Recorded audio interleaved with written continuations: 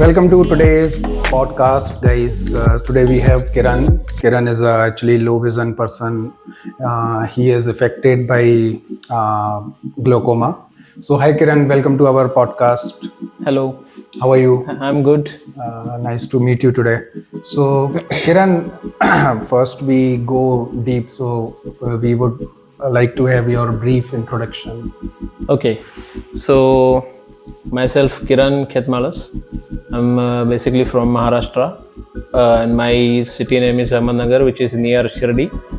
So, and I born and brought up there, and I have this vision issue by birth. So by birth I was having cataract. It was got operated, but due to some nerve damage, it was not successful. So that is why slowly it is converted into the glaucoma, and now my vision is reducing day by days. And with that I have completed my BCA in Ahmednagar College in Ahmednagar city only, and right now I'm working in corporate sector. So, Kiran, I would like to have one question. So how did you manage while your graduation, especially BCA? If we talk about technical, so how did you manage with the vision? Okay तो उसके लिए मैंने क्या किया था, जब शुरू में मैं थोड़ा सा मेरा अपना चाइल्डहुड का बैकग्राउंड बताता हूँ. हाँ. तो उसमें जब मुझे चाइल्डहुड में ये सब मैंने जैसे बोला कि बाय बर्थ मेरा विजन का इशू था, मैं टोटली ब्लाइंड था. जब मैं 2-3 साल का होने तक घर वालों को कुछ पता ही नहीं चला कि ऐसा क्या मतलब ये हो रहा है. जब मैं एक 6-7 महीने के बाद थोड़ा सा चलना वगैरह लग गया, थोड़ा सा इसे दीवार को पकड़ पकड़ के चल रहा था, तो घर वालों को लगा कि चलने के लिए सपोर्ट ले रहा है.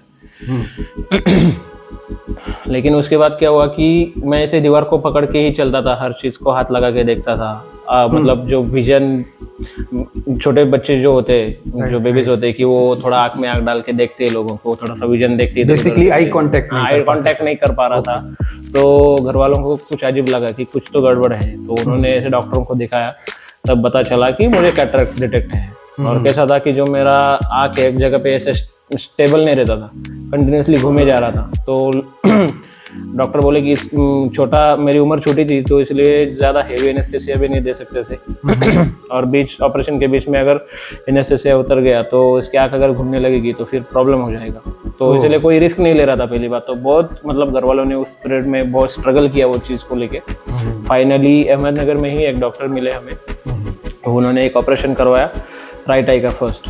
तो बोले कि 6 महीने के बाद अंदर ही दूसरे आँख का ऑपरेशन होना चाहिए. लेकिन वो टाइम पे थोड़ा फाइनेंशियल कंडीशन ठीक नहीं था घर में, तो वो डिले हो गया. तो डिले हो गए के कारण वो जो ऑप्टिक जो नस होती है आँख की, तो उसका बैलेंस बिगड़ गया. बैलेंस बिगड़ने के कारण मेरा लेफ्ट आई का ऑपरेशन थोड़ा लेट हुआ, इसीलिए वो फेल हो गया, वो सक्सेस नहीं हुआ. उसकी वजह से मेरा राइट आई भी इफेक्टेड हो गया, और वो थोड़ा कॉर्निया वगैरह थोड़ा डैमेज हो गया मेरा लेफ्ट आई का. तो अभी ये लेफ्ट आई को आर्टिफिशियल करवाया, और राइट आई में विजन स्टेबल के लिए मैं अभी ट्रीटमेंट मेरा चालू है. लेकिन डॉक्टर ने बोला है कि मतलब जब तक रहेगा अपनी खुशकिस्मती समझो, जब चला जाएगा तब चला जाएगा. तो इसके लिए मैं आप ये कहना चाहते हैं कि अभी भी आपकी विजन टोटली लॉस होने का चांसेस? हाँ, चांसेस मतलब बहुत ज़्यादा चांसेस है विजन लॉस होने का. जब तक हूँ तब तक मतलब देख पा रहा हूँ, पता नहीं मतलब आज देख रहा हूँ कल देख पाऊंगा कि नहीं, ऐसा सिचुएशन है. तो ड्यूरिंग माई एजुकेशन मैं जब स्कूल में जाता था तब ऐसे मतलब मेरे को क्या होता था कि मैं फर्स्ट रो पे ही बैठता था, मतलब एकदम 1 नंबर पे बैठता था, क्योंकि ब्लैक बोर्ड का भी दिखाई नहीं दे रहा था. क्योंकि जब मैं 5 साल का था मेरा राइट आई का ऑपरेशन हो गया. उसके बाद मुझे नॉर्मल स्कूल में डाला गया, मतलब जहाँ पे साइटेड बच्चे पढ़ते हैं. तो ब्लैक बोर्ड ऐसा सामने रहता था, और वो टीचर वगैरह सब लिख के ऐसा बोलते थे बच्चों को, ये सब लिख लो जो ब्लैक बोर्ड पे लिखा है. तो मुझे कुछ नहीं आता था, मैं फर्स्ट में बैठता था तभी मुझे दिखाई नहीं दे रहा था, तो मैं कुछ लिख ही नहीं पा रहा था. तो उसकी वजह से मुझे वो स्कूल से निकाल दिया 6 महीने के बाद. तो बोले कि ये कुछ करता नहीं, पढ़ाई. टीचर्स ने आपकी हेल्प नहीं की? हाँ, टीचर्स वो टाइम पे क्या था कि मतलब अभी 25 साल पहले की बात है, तब टाइम तो कुछ ऐसा अवेयरनेस ही नहीं था लोगों को कि ब्लाइंड लोग भी मतलब विकलांग लोग भी होते हैं. Handicap people also can learn and they can also study. तो उनको ऐसा कुछ पता ही नहीं था. तो बोले हमारे स्कूल में नहीं होगा, तुम इसको निकालो, तुम्हें जहाँ डालना है डालो. और घर वालों को भी पता नहीं था ब्लाइंड स्कूल वगैरह के बारे में. तो स्ट्रगल हुआ ऐसे ही 1-1.5 साल मेरा ऐसे चला गया. उसके बाद उधर ही अहमदनगर में एक NGO मिला हमें, वो एनजीओ के थ्रू उन्होंने मेरा एडमिशन साइटेड बच्चों के स्कूल में करवाया। फिर उधर एक इंटीग्रेशन यूनिट चलाते थे वो टीचर लोग, वो एनजीओ के थ्रू, तो उन्होंने मुझे ब्रेल वगैरह सब सिखाया। फिर उसके बाद मेरी जर्नी स्टार्ट हुई कि मैं जब एक पढ़ाई मैंने चालू की, और उसी दौरान भी मतलब जब स्कूल से घर आता था या फिर ऐसा जब होता था, हम बेसिकली गांव में रहते, तो लोग ऐसे जो बच्चे लोग रहते थोड़ा सा रैगिंग टाइप, मतलब उनको भी कुछ समझ नहीं, वो तो मतलब मजाक उड़ाते थे कि इसको दिखता नहीं है, कोई ऐसे पीछे से आके मार के चला जाएगा, भाग जाएगा, ऐसा थोड़ा सा रैगिंग टाइप, थोड़ा सा वो सब चीज मतलब हुआ।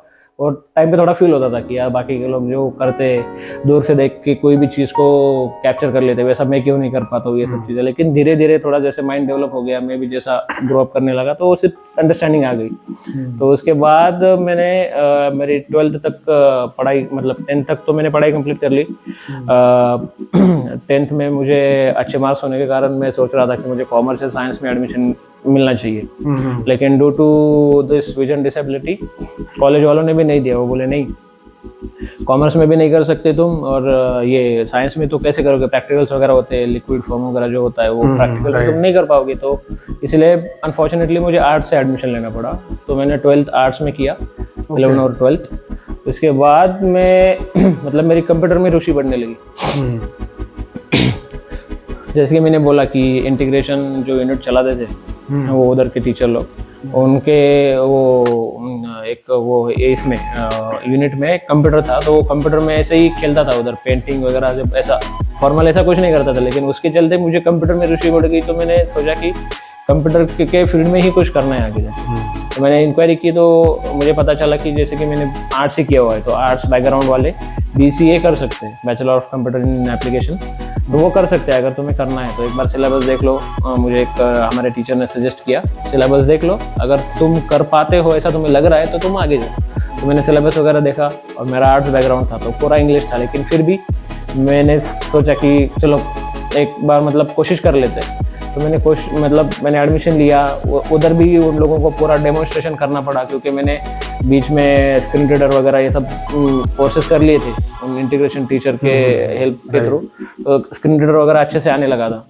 तो उनको मैंने पूरा डेमो दिया, फिर जाके उन लोगों ने मेरा एडमिशन करवाया, और उसी चलते एक बार मेरा मतलब ईयर डाउन भी हो गया, क्योंकि मेरा आर्ट्स बैकग्राउंड था, इंग्लिश का तो कुछ मतलब सो था, ABCD के आगे कुछ आता नहीं था तब के टाइम में। तो इसलिए वो मेरा एक साल ऐसा फेल चला गया। तो लेकिन फिर भी मैंने फिर से पढ़ाई स्टार्ट करके 4 साल में मेरा BCA कंप्लीट कर लिया।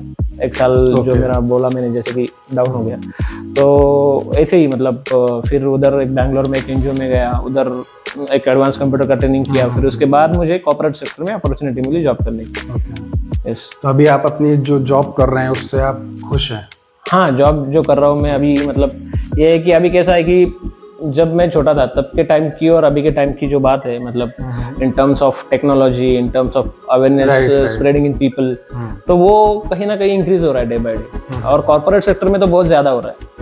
उन लोगों का मतलब अवेयरनेस, जैसे हमारे साथ बात करना, उठना बैठना, या फिर टेक्नोलॉजी में भी अगर हम बात करें तो बहुत सारी टेक्नोलॉजी ऐसी एक्सेसिबल हो गई है कि लोग उसको इजीली एक्सेस कर पा रहे हैं, इजीली उसको यूज कर पा रहे हैं in terms of their personal life. I have one question regarding corporate here, like, so as you are working in corporate, so have you ever felt like any discrimination is happening with you in a corporate sector? Like people, sighted people are there, you are differently abled, so कभी ऐसा महसूस हुआ है क्या? देखो, उस पर मैं एक बात बताना चाहूँगा, to be honest.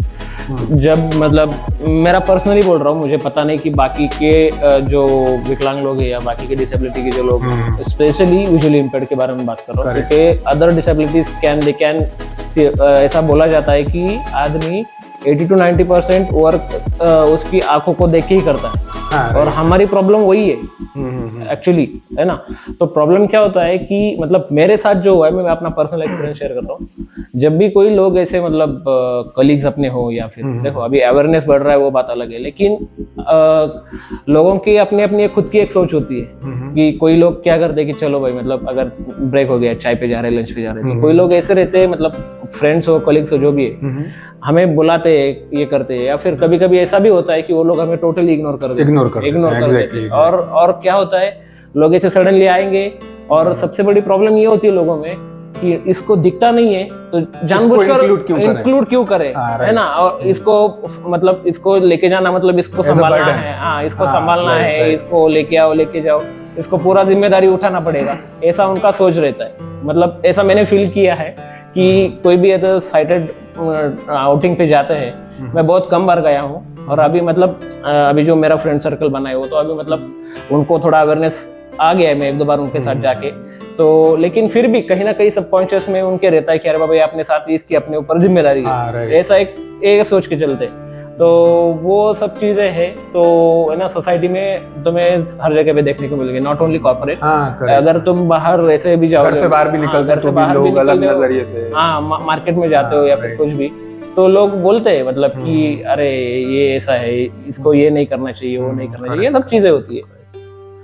Next question is like, तो अभी आप जैसे डेली रूटीन्स रहता है, ऑफिस जाना ऑफिस आना, या आप जो भी घर के अपने काम करते हैं, तो क्या क्या चैलेंजेस आपके लाइफ में डेली में आप फेस करते हैं और उनको आप ओवरकम कैसे करते हैं? सबसे बड़ी बात तो यह है कि चैलेंज जो होता है कि अगर हम इधर मतलब सोसाइटी में जब सर्वाइव करते हैं कोई भी चीज़ को लेके, पर्सनल लाइफ या विद प्रोफेशनल लाइफ, सबसे बड़ा चैलेंज ये होता है कि एज अ लोविजन, में लोविजन के पॉइंट ऑफ व्यू से थोड़ा सा बात करना चाहूँगा। एज अ लोविजन क्या होता है कि हमें क्या मतलब मेरा जो प्रॉब्लम है, मैं 1 मीटर डिस्टेंस के आगे देख नहीं पाता हूँ। ओके। और क्या होता है कि कोई हमारा करीबी या फिर कोई रिश्तेदार अगर सामने से गया, वो मेरे को देख रहा है, वो मेरे को पहचान भी दे रहा है, स्माइल कर रहा है, मेरे को समझ नहीं आ रहा, आपको पता नहीं, तो उसको क्या लग रहा है कि मैं उसको इग्नोर कर रहे हैं, करेक्ट है ना। तो फिर आगे जाके वो कॉल करेगा या फिर कहीं पे मिलेगा, अरे वो टाइम पे तो मैंने तुझे देखा था, तूने मुझे इग्नोर करा यार, मैं तेरे से बात क्यों करूँ।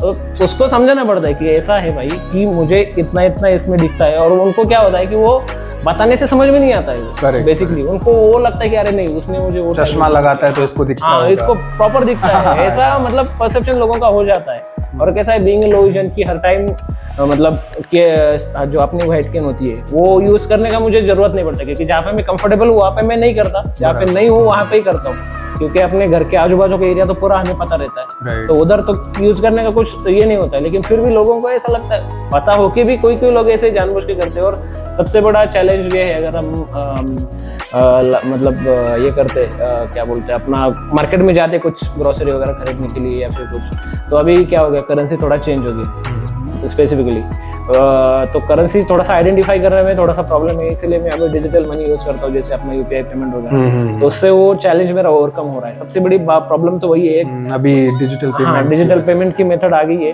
बहुत बार मेरा ऐसा हो गया कि अभी पिछले अभी तो बंद हो गया 2000 का नोट, लेकिन 2000 का नोट और पुराना 20 रुपए का नोट एक सिमिलर दिखता था, तो मैंने एक जगह पे 2000 का नोट 20 रुपए समझ के दे दिया। बाद में मुझे रियलाइज हो, मैं उस बंदे के पास गया, वो बोला नहीं वो ऐसा कुछ वही नहीं है, लेकिन मुझे पता था कि मैंने उसको श्योरली दिया है, चीट किया उसने। हाँ, तब से मैंने डिजिटल पेमेंट ही मैं सब जगह पे यूज करता हूँ, बहुत रेयरली मैं अपने साथ कैश कैरी करता हूँ, तो यही सबसे बड़ा एक चैलेंज है कि वो, हाँ, तो और उससे ओवरकम होने के लिए मैं वो डिजिटल मनी यूज करता हूँ। तो अभी एक लास्ट क्वेश्चन आपसे ये रहेगा, आप यदि हमारे जो व्यूअर्स हैं या जो अभी समझिए कि नए लोग हैं, उनको कुछ अचानक से प्रॉब्लम हुई, तो उनको यदि मोटिवेट करना है तो आप क्या बोलना चाहेंगे? सबसे बड़ी बात ये है कि मैं ये बोलना चाहूँगा कि अवेयरनेस से भी सोसाइटी के लिए मैसेज, हाँ, आप देना सोसाइटी के लिए अगर मैसेज मैं देना चाहूँगा अपने व्यूअर्स को, जो भी ये पॉडकास्ट देख रहा है, तो उनको मैं ये मैसेज देना चाहूँगा कि देखो, अवेयरनेस से पहले तुम अपना माइंडसेट थोड़ा सा चेंज करना पड़ेगा, क्योंकि सोसाइटी में बहुत सारे तुम्हें ऐसे एग्जांपल देखने को मिलेंगे जो लो विजन है, टोटली ब्लाइंड है, या फिर कोई अदर डिसेबिलिटी है, बहुत सारे एग्जांपल देखने को मिलेंगे।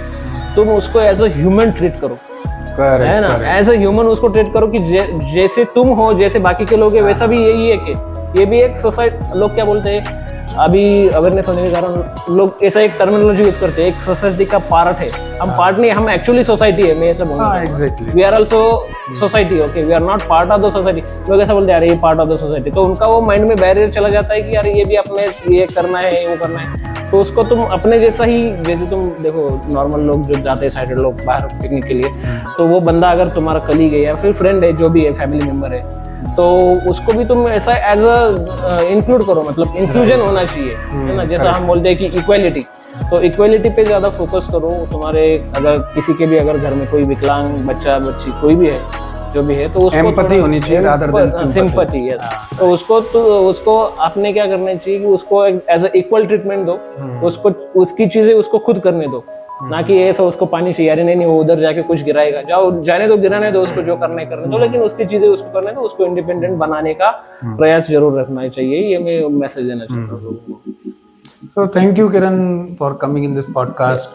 I hope लोगों को थोड़ा अवेयरनेस मिलेगा इस पॉडकास्ट से। यस, जरूर। And all the best for your future. Yes, मिलते हैं। Yes, thank you so much. Thank you. Yes, bye bye. Yes.